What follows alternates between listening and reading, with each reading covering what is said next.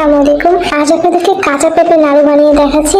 তো প্রথমে আমি এখানে 500 গ্রামের থেকে একটু বেশি ওজনের একটা কাঁচা পেঁপে নিয়েছি। কাঁচা পেঁপেটাকে ছিলে খুব ভালো করে কেটে ধুয়ে নিব।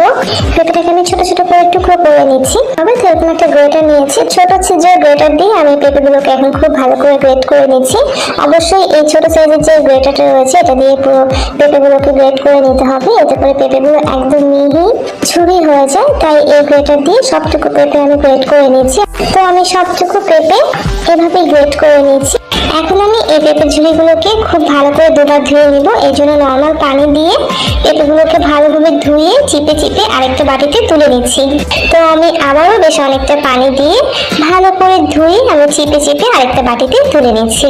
তো এখন আমি এগুলোকে রান্না করতে চলে যাব। এর জন্য চুলায় প্যান বসিয়ে দিয়েছি, তার মধ্যে ধুয়ে নেওয়া গ্রেটেড পেঁপেগুলো দিয়ে দিলাম, একটু নেড়ে চেড়ে দিয়েছি। এখন এর মধ্যে আমি বেশ অনেকটা পানি দিয়ে দিব যাতে পেঁপেগুলো পানির মধ্যে ডুবে যায়। তারপর এখানে আমি একটা চামচে একটু কম লবণ দিয়েছি, আর লবণটাকে দেওয়ার পরে খুব ভালো করে পেঁপের সাথে একটু মিক্স করে দিচ্ছি। চুলা আঁচটা কিন্তু দিয়ে দিয়েছি।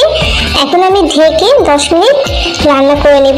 10 মিনিটের মধ্যেই দেখবেন যে পেঁপের মধ্যে বলক চলে এসেছে, আর বলক চলে আসার সাথে সাথে চুলা আঁচটা বন্ধ করে দিতে হবে যাতে পেঁপেগুলো অনেক বেশি সিদ্ধ না হয়ে যায়। এখন আমি চুলা থেকে নামিয়ে গরম পানিটা ঝরিয়ে ফেলছি।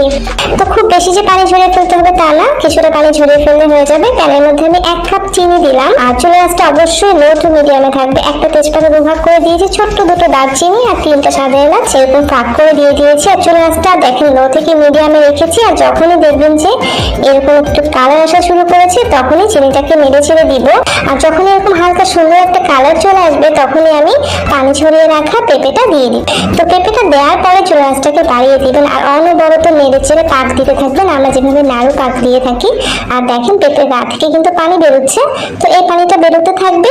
কিছুক্ষণ আপনি চুলা আঁচটা মিডিয়ামে রেখে অনবরত নেড়ে চেড়ে জাল করলেই দেখবেন যে পানিটা শুকিয়ে যাচ্ছে। আর পানিটা শুকিয়ে যাওয়া পর্যন্তই কিন্তু জাল দিতে হবে। এবং দেখেন একদম ঝরঝরে হয়েছে। তো যখন দেখবেন এরকম শুকনো শুকনো হয়ে গিয়েছে সেই পর্যায়ে নামিয়ে নিচ্ছি বাটির মধ্যে। আর হালকা একটু ঠান্ডা করে নিচ্ছি, কারণ খুব গরম অবস্থায় ধরা যায় না, তবে বেশি ঠান্ডা করে ফেলবেন না। হালকা গরম থাকতে থাকতেই নাড়ুগুলো বানিয়ে নিচ্ছি। আমি নাড়ুগুলোকে একটু চেপে চেপে গোল করে বানিয়ে নিয়েছি। আমরা সবাই তো নাড়ু বানাতে পারি। তো দেখেন সবগুলো পেঁপের নাড়ু বানিয়ে নিয়েছি। দেখতেই পাচ্ছেন এগুলো দেখতে কত সুন্দর হয়েছে। আশা করছি রেসিপিটা ভালো লেগেছে। ভালো লাগলে প্লিজ রেসিপিটাতে একটা লাইক দিতে ভুলবেন না, আর প্লিজ চ্যানেলটা সাবস্ক্রাইব করে সাথেই থাকবেন। সবাই ভালো থাকবেন। আল্লাহ হাফেজ।